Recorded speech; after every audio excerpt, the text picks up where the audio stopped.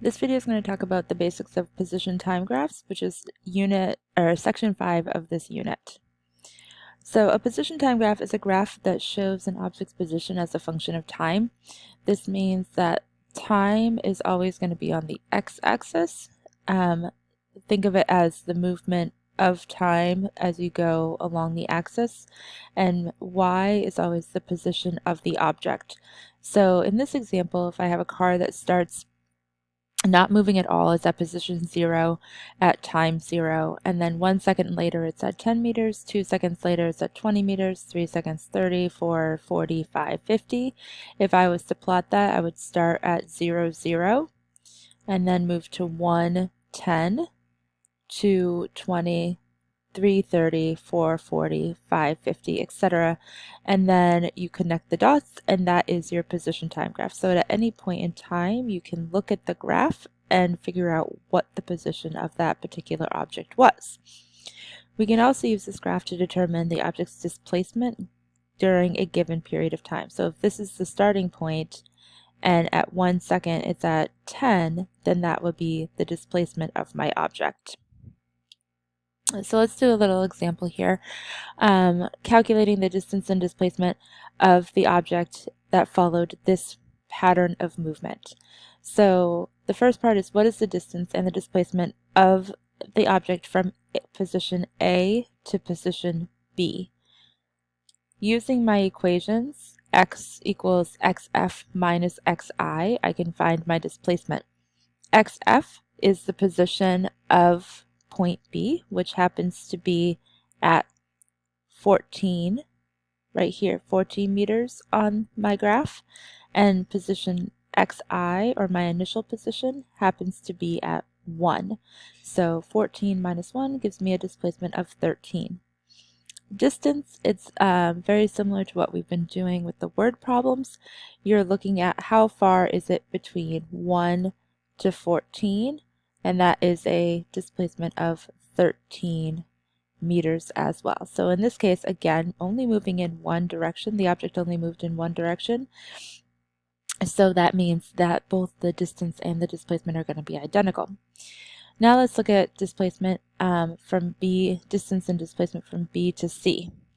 I'm going to do the same thing, only this time my XF is where position C is, which happens to be 5. My XI is still 14, or at this point is at position B, which is now 14. So I have a displacement of -9, which makes sense because if this is moving in the positive direction, then the negative slope is going to be moving in the negative direction. For my distance, again, I just need to figure out what is the difference between 5 and 14, which happens to be 9 meters. Remember, distance cannot be negative. So when we're just looking at individual pieces of the graph, your distance and your displacement are going to be identical. But when we look across multiple points, that's when we're going to start to really see the differences. So let's look at it from A to C. If I'm doing my displacement, my final position is point C, which is 5 meters. My initial position is point A, which is 1 meter. So my total displacement from A to C is only 4 meters, because it takes 4 meters to get from 1 to 5. My distance, however, remembering that distance is total movement, I have to have my 13 plus my 9. So my distance is actually going to be 22 meters. So looking at the different slopes of a position time graph, each slope tells you something about the motion of the object. If the slope of the graph has a straight line moving in a positive direction, that means the object is moving at a constant speed or a constant velocity in that particular positive direction.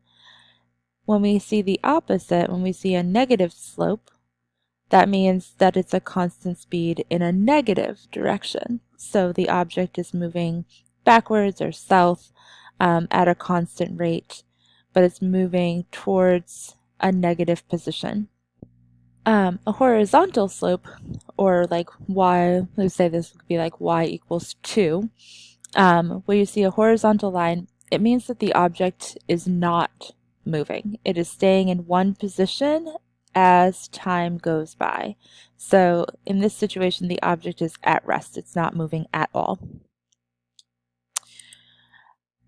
Okay, so we can find displacement, we can find speed, we can find displacement, we can find distance, and since the graph has time as its x-axis, we are also able to find speed and velocity.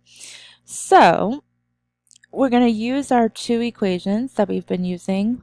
Speed equals distance over time, and velocity equals displacement over time, to calculate the speed and the velocity of an object as it moved from point A to point C. First thing we have to do is list our knowns. So we have distance 1, which is from point A to point B, which we already found was 13 meters. Distance 2 from point B to point C was 9 meters.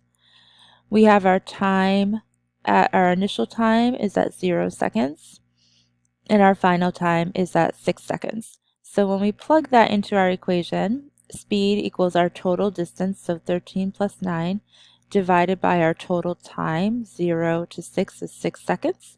We get that this object moved at a rate of 3.67 meters per second. For velocity, we're going to do similar. We're going to list out our knowns and unknowns. Our initial position is at 1 meter. Our final position is at 5 meters, because that's where those points are for point A and point C. That is their y value. And then our time, again, is still the same period of time as we had for speed, which is starting at 0 seconds and moving to 6 seconds.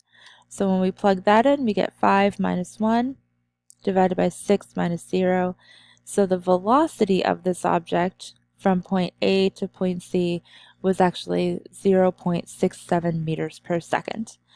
So simply looking at the coordinates of different points on a position time graph, you're able to get quite a bit of information. I could tell you that this object moved forward at a constant rate, then moved backwards at a constant rate, and then finally moved forward again. It ended its movement 10 meters in a positive direction from its start position, and could also say that I could calculate the overall speed and the overall velocity. So you can get quite a bit of information just from the position time graph.